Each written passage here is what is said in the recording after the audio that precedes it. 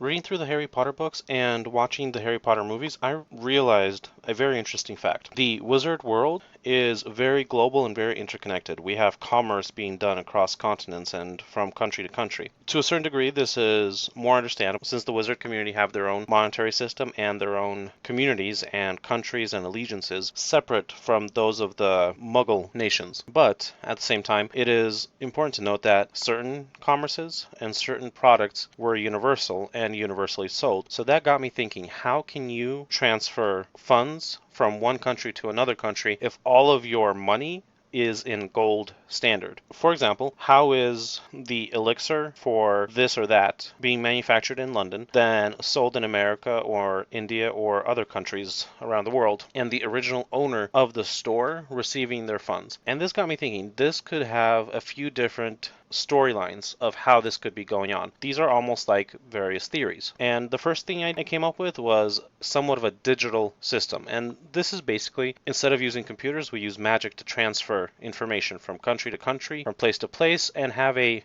universal measurement of funds that are universally available. This is a very elegant solution, but it is not a very fun solution. And I rejected it just because, well, as far as the story goes, there's no involvement in this. The next idea that I came up with is a network of owls or other mythical creatures flying around the world as couriers delivering gold. So let's say a potion was made in London, shipped to a guy in India. He then takes some gold, gives it to an owl, and sends it back to London. Or if there's a lot of gold involved, let's say he gives it to a dragon to carry, or some other mythical creatures with wings. This is much more interesting, but then we have lots of problems. For example, how can we guarantee that the right amount is given to an owl? After all, an owl cannot count, or a dragon, or any of the other mythical creatures with wings. They cannot count the money. There are certain creatures that can steal a lot of extra money, but none that can count it. As far as I know, at least. Also, this is very inefficient. After all, an owl flying even, let's say, at 20, 30 miles an hour will take several days, if not weeks, to get from one place to another. By that time, they can get tired, they can get shot down, the money can get stolen, or just simply fall out of the owl's clutches. So the first theory was too simple, the second theory was too complicated, the next one is a little bit in the middle.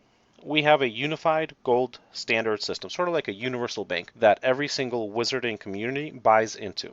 On top of that, we have a ledger or a system of accounting with transferables from place to place to place. So instead of somebody going online and ordering something and it being shipped from a central location, there has to be actually a physical chain of custody for all products and goods. The next thing is, if there is a transfer of funds from one place to another, there should be a courier system of a wizard with a bottomless bag, putting whatever amount of funds are necessary into that bag, and then just teleporting from one location to another location.